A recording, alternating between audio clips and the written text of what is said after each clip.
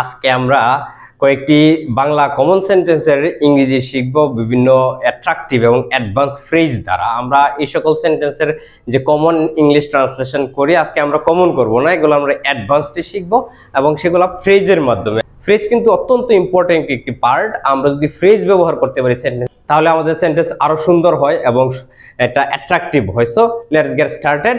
দেখো এখানে আমি কতগুলো সেন্টেন্স লিখেছি। প্রথমে যদি আসি, আমার নার্ভাস লাগছে বা অসুস্থ লাগছে বা আমি নার্ভাস, এই সেন্টেন্সটা যখন আমরা নর্মালি বলি কি আই এম নার্ভাস, কমন বলি আই এম নার্ভাস, কিন্তু এই সেন্টেন্সটাকে আমি খুব সুন্দরভাবে অ্যাট্রাকটিভ করতে পারি। সেটা কি, যেন I have butterflies in my stomach. I have butterflies in my stomach. The having butterflies in one's stomach এর মানে হলো নার্ভাস বা অস্বস্তি ফিল করা। এটা অত্যন্ত সুন্দর একটি সেন্টেন্স। পরে আসি আমরা, আমি ভয় পেয়েছি বা আমি ভীত, এই ধরনের সেন্টেন্সগুলো আমরা প্রকাশ করি কিভাবে, I am afraid। খুবই কমন, কিন্তু এটাকে যদি আমরা অ্যাডভান্স লেভেলে করি তাহলে মাই ব্লাড র্যান কোল্ড। এটা আমরা I am afraid না বলে কি বলবো এখন থেকে, মাই ব্লাড র্যান কোল্ড। নিচে আসি, আমি দ্বিধায় আছি। আমরা যখন কনফিউজড থাকি আমরা খুব ইজিলি বলি যে I am confused, I am confused or I am unsure. তো আমরা এটা না বলে আমরা যদি একটু অ্যাডভান্স লেভেলে বলি, দেখো কি হয়, I am in two minds. I am in two minds, অর্থাৎ I am in two minds মানে কিন্তু আই এম কনফিউজড। তাহলে আই এম কনফিউজড না বলে আমরা অ্যাডভান্স লেভেলে বলতে পারি I am in two minds.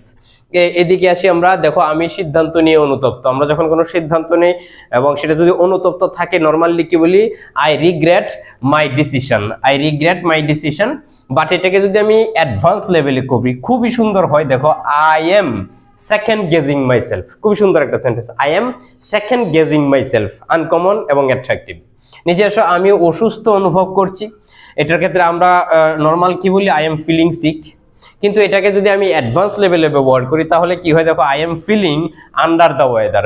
এখন আন্ডার দ্য ওয়েদার এটার মানে কিন্তু সিক, এই ফ্রেজটার মানে হলো সিক, আন্ডার দ্য ওয়েদার। এরপরে আসি আমরা লাস্ট যে সেন্টেন্সটা লিখেছি, দেখো আমি আর নিতে পারছি না, আমি আর নিতে পারছি না। এটাকে যখন আমরা কমন ল্যাঙ্গুয়েজ দ্বারা লিখি, I can't take it anymore. কিন্তু আমি যদি এটাকে অ্যাডভান্স লেভেলে লিখি বা আমার সেন্টেন্সটাকে আরো অ্যাট্রাকটিভ করি তাহলে কি হয়, মাই নার্ভস আর শর্ট। দেখো মাই নার্ভস আর শর্ট।